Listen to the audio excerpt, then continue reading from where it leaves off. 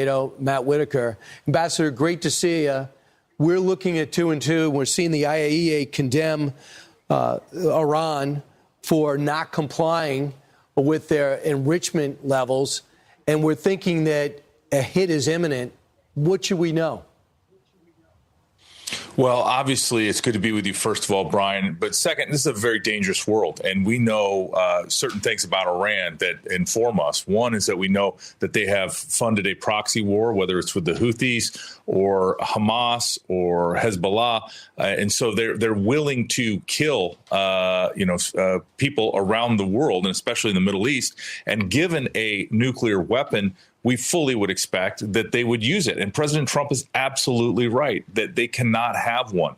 And so as they continue to pursue a nuclear weapon, obviously the free world and those that are threatened by it, especially Israel, to which a Iranian nuclear weapon would be an existential threat, have to be ready to respond. And I think, it appears, again, just based on even the public reporting that's available, Brian, that they are close to that threshold of having an ability to deliver a nuclear weapon, and that's just not going to be allowed. And President Trump has been very clear and very strong on this. We're about to a 6th round of talks, but they produced nothing. The CENTCOM commander said this about our range of options should Iran not comply. President Trump's made it clear that if Iran doesn't permanently give up its nuclear enrichment, military force by the U.S. may be necessary. If the president directed, is CENTCOM prepared to respond with overwhelming force to prevent a nuclear-armed Iran? I have provided the Secretary of Defense and the President a wide range of options. I take that as a yes? Yes.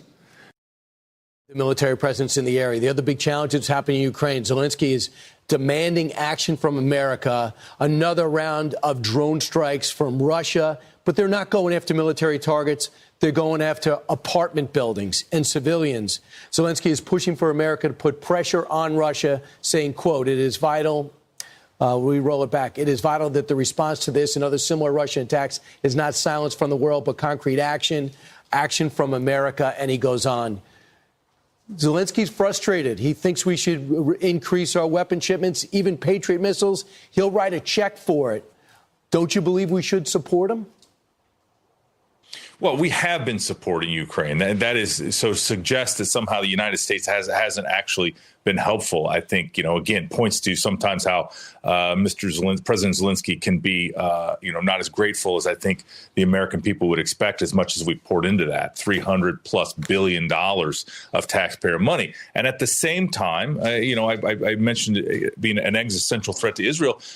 Russia's invasion of Ukraine is obviously an existential threat to the Ukrainians and their freedom. And so, he has every right to say what he thinks.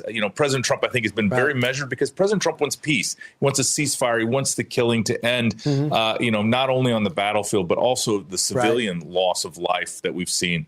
It just needs to end. We need both sides to come to the table and agree to an immediate ceasefire. Ambassador, as you know, Ukraine's at the table. Russia isn't. They want it to continue, and they want it to start dominating the area. I think that we should all recognize that. I think you do. Ambassador Whitaker, thanks so much. And death. And we've told them that, and I've very smooth. We'll see what happens. Continue, but with little progress. We discussed a lot of things, and it went very well. Very smooth. We'll see what happens. Trump's 2-month deadline for Iran to agree to stop its program for developing nuclear weapons runs out this week. They are good negotiators, but they're tough. Sometimes they can be too tough. That's the problem. So we're trying to make a deal so that there's no destruction and death. And we've told them that, and I've told them that, and I hope that's the way it works out, but it might not work out that way. The Iranians claim their nuclear program is for civilian nuclear power.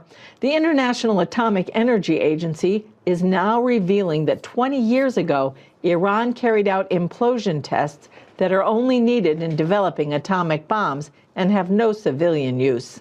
The Iranian regime is threatening retaliation if the IAEA censures its nuclear program or if Israel launches military strikes against Iran's nuclear sites.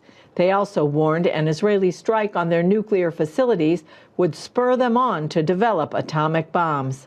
The Islamic Republic of Iran has prepared a series of steps and measures The other side is more or less aware of our capabilities and capacities in this regard. America's new ambassador to Israel, Mike Huckabee, told CBN News that Trump means what he says.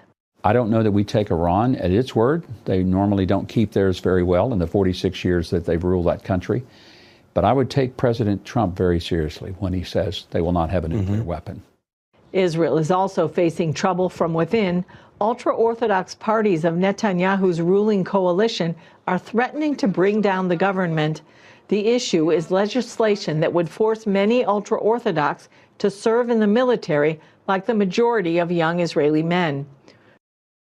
As you just pointed out, they managed to, topple the opposition's efforts to topple them, but with 61 votes out of 120, so by the skin of their teeth.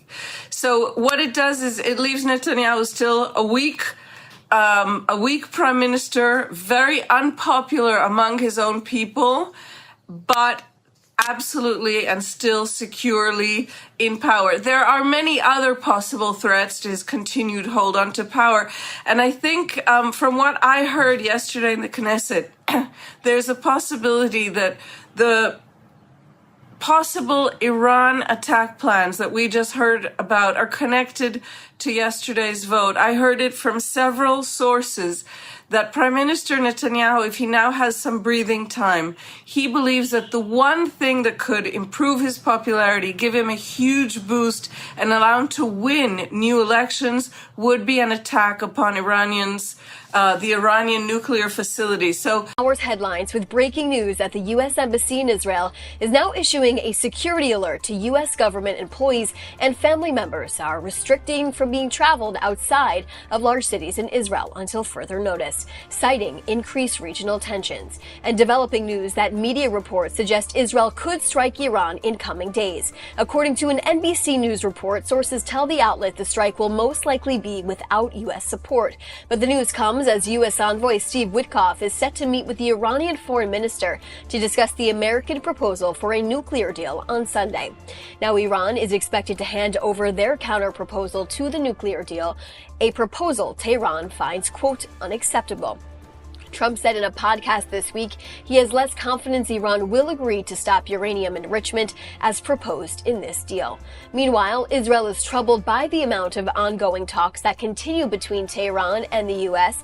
as they build framework for a nuclear deal. But an Israeli strike on the regime could cause problems with the United States, as the Trump administration argued against action like that. On Wednesday, the Iranian defense minister said if nuclear negotiations fail and conflict rises with the U.S., Iran will strike American bases in the region. The Middle East region is now in a tense state as it's prompted U.S. officials to order the evacuation of non-essential staff from the embassy in Baghdad, Iraq, plus family members of military personnel from bases in Bahrain and Kuwait because of heightened security risks. President Trump has also threatened Iran with strikes if it does not reach a nuclear deal, giving the regime a 2-month deadline. And another difficult day here in Israel as the bodies of 2 hostages were recovered in Gaza on